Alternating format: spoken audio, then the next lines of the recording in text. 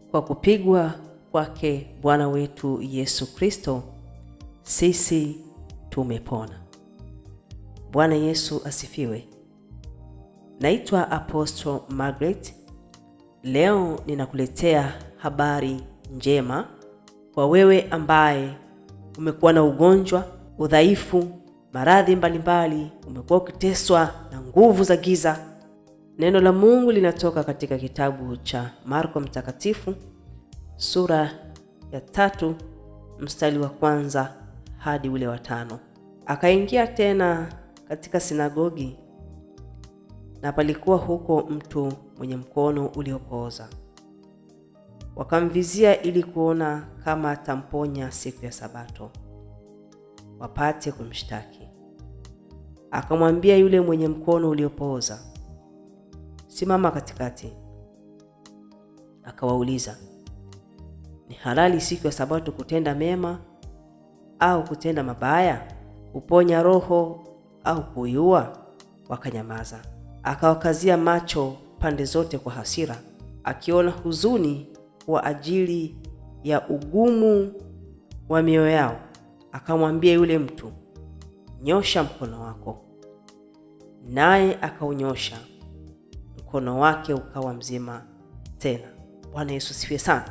Kwa hizi ni habari njema kwako wewe ambaye una tatizo la kupooza kwa mkono au ni mguu au ni mwili wote. Hizi habari ni za kwako kabisa. Tazama, huyu mtu alipomwamini Yesu alipata kupona.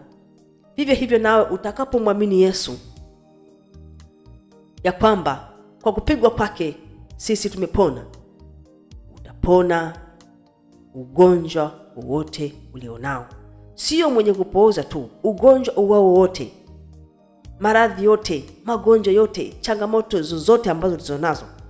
Kipindi kile watu waliposikia habari za Yesu ya kwamba anaponya magonjwa, viwete wanakwenda, wenye ukoma wanatakasika, watu waliwaleta wagonjwa na Yesu akawaponya wote.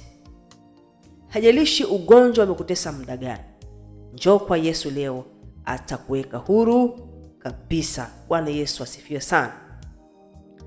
Basi ninaomba kwa ajili yako wewe ambaye una ugonjwa au udhaifu wote, labda umepooza mwili, labda mkono, mguu na udhaifu aina yote, kwa sababu Bwana Yesu amenituma nifanye kazi aliyoifanya yeye, nikuhubirie habari njema za uponyaji. Alafu utakapomwamini Yesu, utakapoamini hizi habari, basi nikuombee na kukuponya uwe mzima kabisa. Bwana Yesu asifiwe. Tuombe. Baba mtakatifu, Mungu wa mbinguni, asante kwa ajili ya mtoto wako ambaye amesikia habari zako. Ulisema yote atakaye amini habari zako, basi Baba tumponye kila magonjwa na madhaifu alionayo. Nami kwa mamlaka jina la Yesu Kristo wa Nazareti, natakutamkia uponyaji. Ninakutamkia uponyaji wewe ambaye una ugonjwa kupooza. Wewe ambaye mkono wako umepooza, ninakuamuru sasa kwa mamlaka jina la Yesu Kristo wa Nazareti, nyosha mkono wako. Wewe ambaye umepooza mguu, simama, tembea uende. Wewe uliyelala kitandani, simama uende. Jina la Yesu Kristo wa Nazareti, nakutamkia uponyaji, nakutamkia uzima.